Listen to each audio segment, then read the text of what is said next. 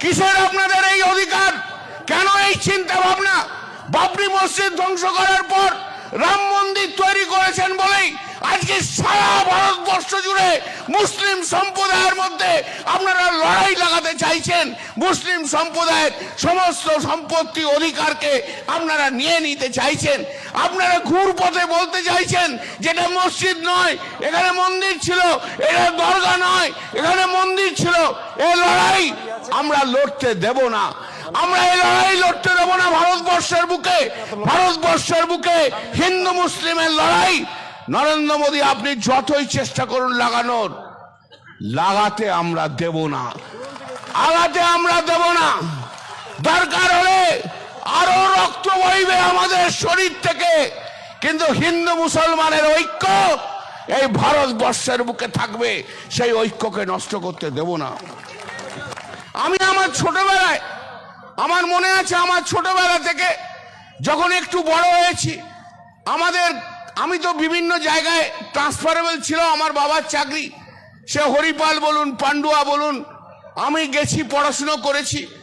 তো দরগা দেখা যায়, দরগা ছোট ছোট দরগা। আজ থেকে 30 বছর আগেও অনেক মসজিদ ছিল না, কিন্তু দরগা ছিল। সেই দরগাতে সন্ধ্যেবেলায় যখন মা ঠাকুর ঘরে প্রদীপ জ্বালাতো, আর আমার ঠাকুমা বলতো যা একটা মোমবাতি দরগায় যে পীর বাবার জন্য দিয়ায়, ওনার কাছেও প্রার্থনা চাইতে হয়, সেই দরগার সম্পত্তি। এই তো সিকিউরিয়ার ছোট থেকে যে বড় হয়েছে এইভাবে, আজকে সেই চিন্তা ভাবনা থেকে সরে যাব কি করে? মা জ্বালাচ্ছে প্রদীপ ঠাকুর ঘরে, আর ঠাকুমার নির্দেশে 5-6 বছরের বয়সের ছেলে আমি দরগাতে যে প্রদীপ জ্বালিয়ে আসতাম, মোমবাতি জ্বালিয়ে আসতাম। আমরা এতটাই বিশ্বাস যে দরগাতে যে পীর বাবার, ওখানে পীর বাবাকে দেখি আর না দেখি, দরগাতে যে মাথা ঠেকালেই সমস্ত কিছু আমাদের ভালো হয়ে যাবে, এই বিশ্বাস নিয়েই তো আমরা বড় হয়েছি।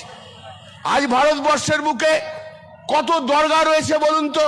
সেই কটা দরগায় আজ কাগজ আছে বলতে পারেন?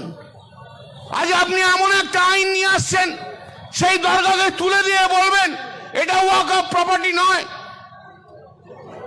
এটা মসজিদ নয়, এটা অন্য প্রপার্টি, ওয়াকফ প্রপার্টি নয়। হতে পারে কখনো? 100 বছর 100 বছর ধরে যে সমস্ত প্রপার্টি ওয়াকফ প্রপার্টি হিসেবে আজকে গণিত হয়ে এসছে, আমরা জানি যেখানে এখানে মসজিদ আছে, এখানে দরগা আছে, এখানে মুসলিম ইনস্টিটিউট আছে, এখানে মুসলিম হসপিটাল রয়েছে। আজ তাদের কাগজ থাকুক আর না থাকুক, আপনি বাই স্ট্রোক অফ পেন আজকের এই বিল অনুযায়ী তার অধিকারকে কেড়ে নেবেন, এটা কি কখনো হয় নাকি? এটা কখনো বাস্তব হয়? মেনে নিতে পারি আমি। বছরের পর বছর ধরে রয়েছে, তাই তো কখনো হস্তক্ষেপ করেননি। আজকে কেন হলো? কেন এমন হলো? কিসের আপনাদের এই অধিকার? কেন এই চিন্তা ভাবনা?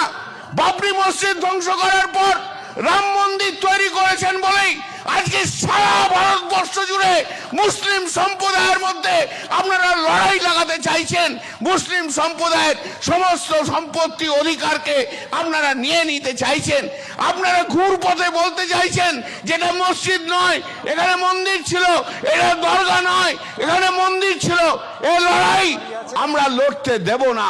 আমরা এই লড়াই লড়তে দেব না। ভারতবর্ষের বুকে হিন্দু মুসলিমের লড়াই নরেন্দ্র মোদী আপনি যতই চেষ্টা করুন লাগানোর, লাগাতে আমরা দেব না, আগাতে আমরা দেব না। দরকার হলে আরো রক্ত বইবে আমাদের শরীর থেকে, কিন্তু হিন্দু মুসলমানের ঐক্য এই ভারতবর্ষের বুকে থাকবে। সেই ঐক্যকে নষ্ট করতে দেব না।